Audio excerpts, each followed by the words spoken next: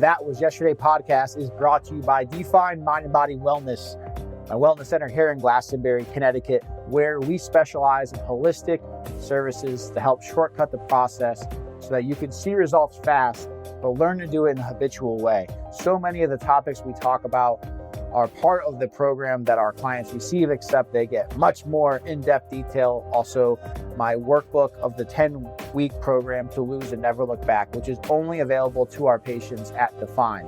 If you are interested in holistic body fat spot reduction, or our pod to increase your metabolism, or our cold plunge, or our sauna, which is the best sauna in the world, that I promise you. I know that sounds biased, but you'll see for yourself. Please go to definewellnesscenter.com. You will be prompted to put your information in, and make sure to mention podcast when you do, as you will be eligible for a bigger discount on our introductory services because you are a listener. Appreciate you. Have a great day and enjoy today's podcast. Stress wreaks havoc along the waistline as well as the nervous system. So when there are scary times and there's a lot going on, it can be extremely hard for us to take control of our health.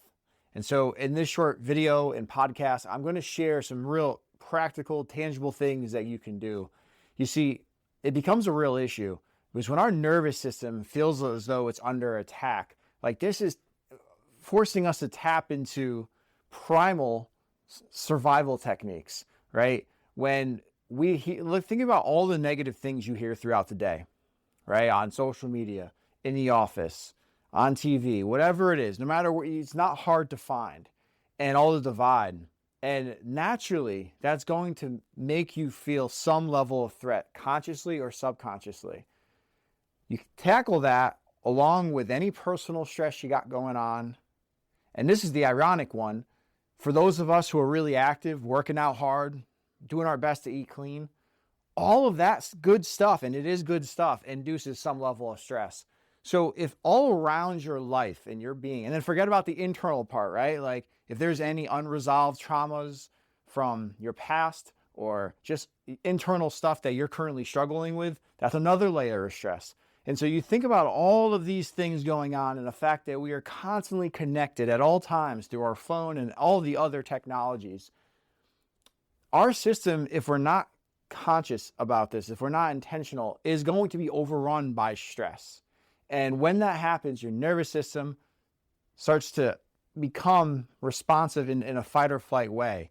Because you're thinking about, just think about this from a primal perspective. Our ancestors, at one point in time when the human sapien was evolving, they lived in an uncivilized world where there was constant threat. And the only way for them to survive was obviously life or death, whether it was eating, whether it was protecting themselves from predators or other tribes. So the anxiety signal came about for us to be alert of potential challenges and threats. Fear in the similar way, to get you ready, to make sure you're ready, all for survival, right? But our brain doesn't really know the difference between those primal reasons of why we have the fight or flight and then all of the current stress that we're surrounding ourselves with these days. Our brain has not evolved in that way. It's still very much an animal brain. So this requires awareness and intention regularly, because otherwise it can get worse and worse. One of the things that I refer to often, both for myself as well as when coaching clients, is the themes of consciousness. And so if you think of themes of consciousness, that sounds like hooey, wooey, wacky, but this stuff is actually really deep and proven. Dr. Hawkins has done some amazing work on this. If you're really curious about it, want to check it out. But think of levels of consciousness as energy states, as emotional states even, really, right? So on the very bottom, you've got shame, and all the way up, you got enlightenment. Now, one thing it's nice to strive for enlightenment, but that's not really ever the goal. Under that is freedom and joy, right? And those are the things I oftentimes, at least in my own personal journey, strive. How can I feel joyful, right? Because life makes it hard unless you have, kids or something like that can bring you instant joy. It takes work. And so today I want to talk about how you can oscillate through the themes of consciousness. Because when you're going through a stressful time, if you're in your own life, and certainly when you're paying attention to what's going on in the world and that radiates for all the people around you, you're naturally going to get put into a lower level of consciousness. So above shame, you've got guilt and judgment. Judgment's a huge thing, like especially with people we don't agree with. Hopelessness, to feel like the world's ending. Or for those of you people who have tried your entire life to lose weight and perhaps are on a GL1P now and gaining weight back, or another diet plan, or something didn't work for you recently. Now you have that, that shame and that hopelessness of like, man, am I ever going to lose the weight, right? Around here, you got grief, fear, desire, anger, all of these emotions that how often are they a part of your life? I know for me, they come and go throughout my day every day. I have to really work to elevate them. And here's the thing, they're not bad to experience. This is part of the human experience, is to have lower level emotions. If there were not lower level emotions, what would joy and love ever represent to us? It would be meaningless. Those things are only so effective because of the opposites, right? So it's not that they're bad, but is when we allow ourselves to radiate under the level of neutral here and in those lower levels of consciousness, it's when we start to get to a state of apathy where you're less likely to think positive. You're less likely to be active. You're less likely to do things in your life that would lead to a positive change. And so we have to break away from that. Because if you don't, guess what? You're only going to go deeper and deeper and deeper. It's like, what's the best way to get out of a hole? Well, any logical person would not say to dig deeper, right? And so when you're in these lower states of consciousness, and this is why I do my best to avoid the news. It's hard on social media, right? And people arguing about the news, it's crazy. It's hard to avoid it, but I try not to.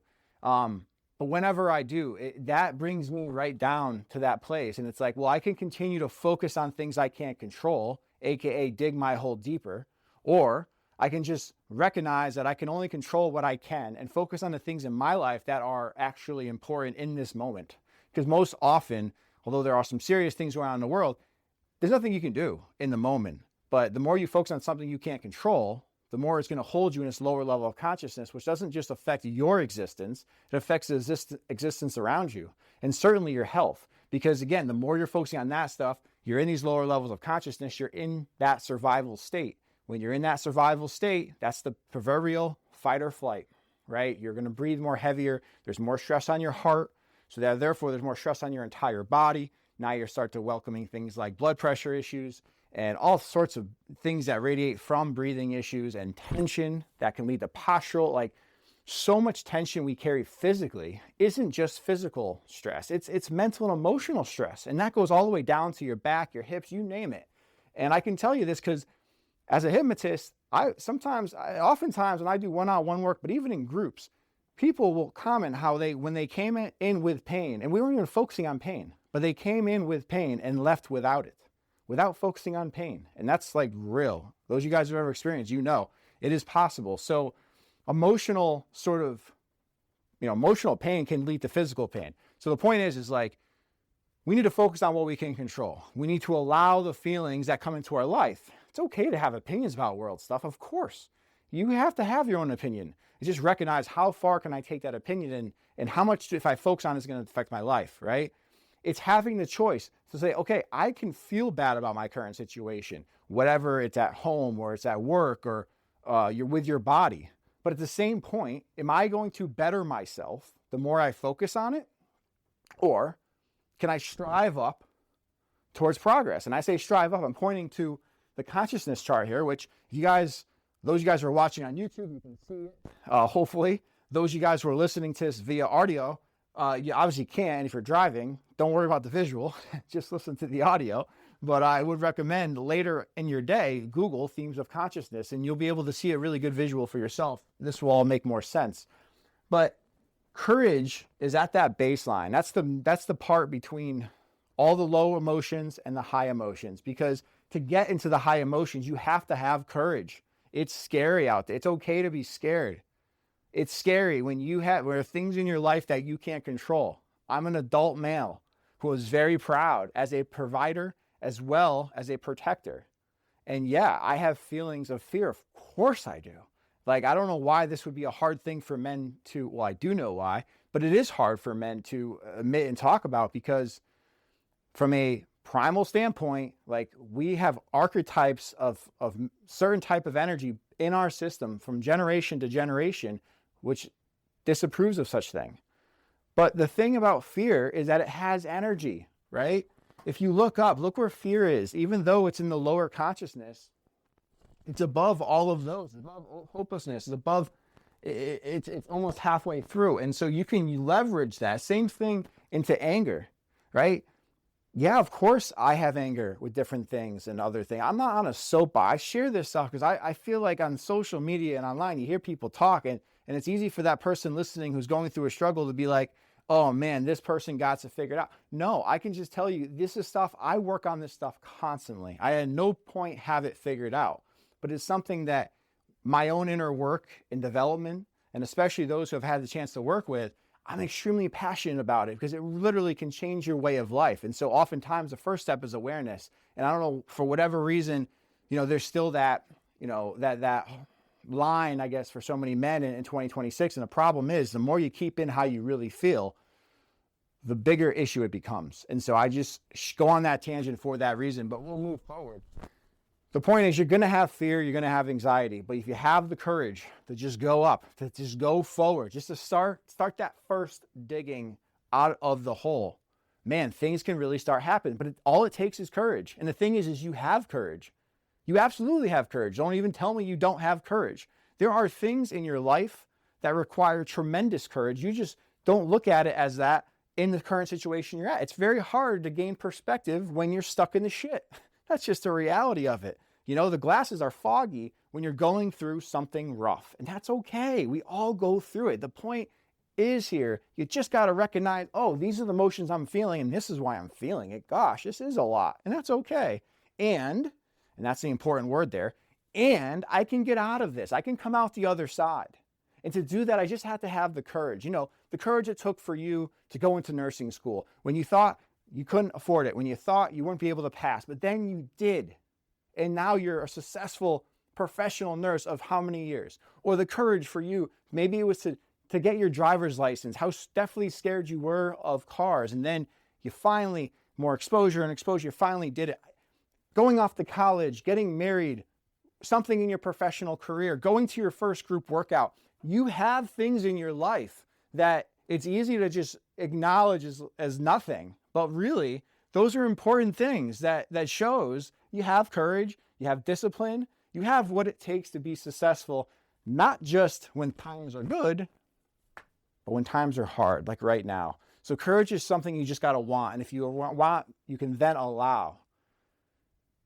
But again, it's want. Don't have to feel like you have. And once you have courage, things start to open up. You start to witness neutrality. What he means, Dr. Hawkins, what he means by that, really, my interpretation anyway, is when you can look at things neutral, it's to recognize that as many bad things there are as going on in the world, in my life, or whatever, there's actually equally amount of good as well. And it really sucks for us parents who, gosh, how hard is it as a parent to having a really, really tough day, everything go wrong, and then you come home and you can't let that put that on your kids. You have to draw that. It's hard.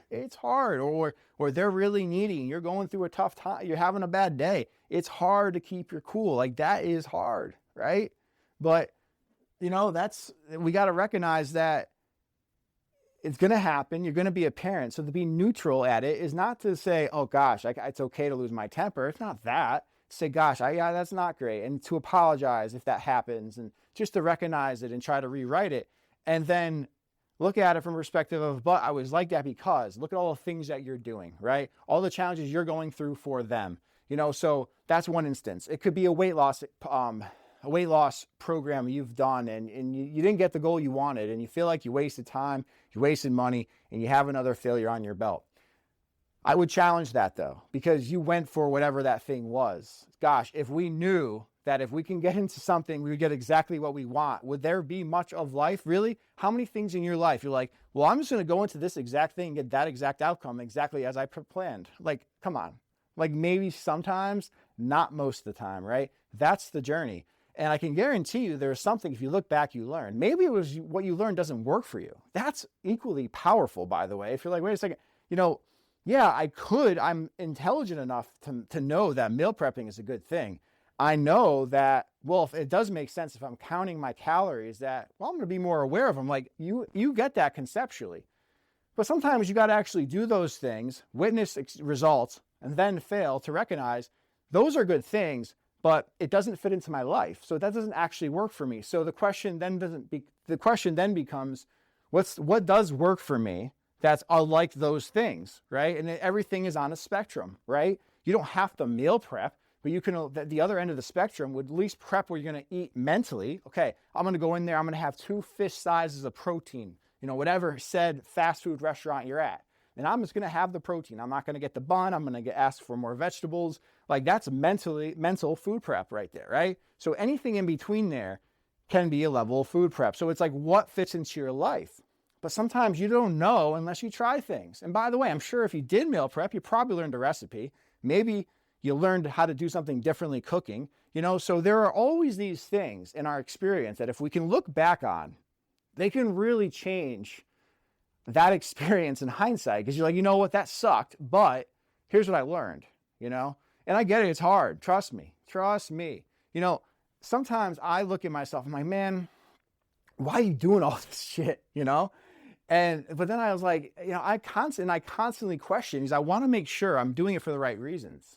And when I do, it always comes back to like, yeah, it is a lot at times, but this gives me that, and that gives me this. And talking about things like to my soul, and so there's a cost, of course. Like because I heard people say that to me. They're like, especially people close to me have said, things like you gotta slow down, or why are you doing all this? You're constantly going, and it's like yes, but there's also a part of like me that's on a mission, and to affect people in a certain way, and then when you have a mission, it doesn't mean it's going to be easy. You can't achieve something great on your own terms. It doesn't happen that way. So you can only have a plan, go for it, and then you got to figure it out. And sometimes when you have a lot of fires, I know a lot of you guys listening to this have a lot of things in your life you're working towards. It's easy to regret those things. I get it.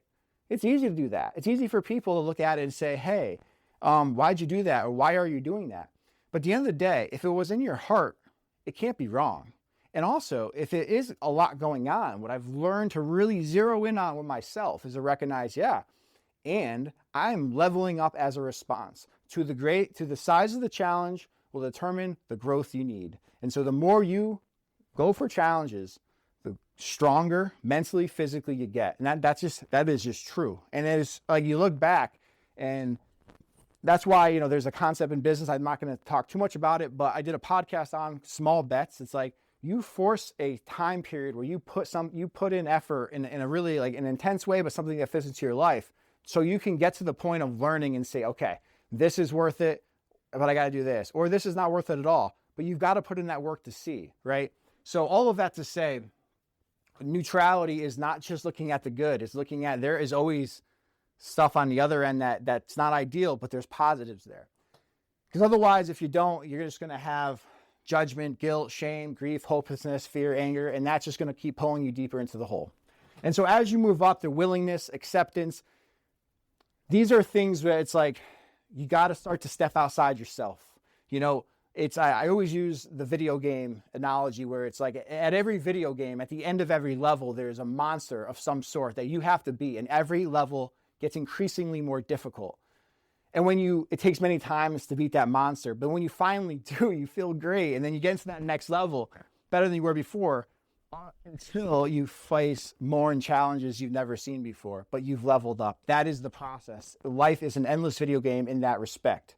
And so you're going to oscillate up and down, but you have to have the willingness to keep going. Things aren't going to go your way often. It's like easy to watch this or watch anything and get motivated and then go do something and fall flat on your face. Especially when you hear people say like, you got to trust the process. It's all and that's so freaking true. But gosh, it freaking sucks to hear when you're in the middle of it, And I trust me, like I used to hate that as growing up in my 20s. I had a lot of things going on. But looking back, I'm like, I actually now that's one thing I have learned and developed. It's hard at times, but I tell you, man, That is what you got to focus on. But you can only have that perspective when you go through that and you recognize what it's like to not appreciate it. Then you recognize what it's like to appreciate it.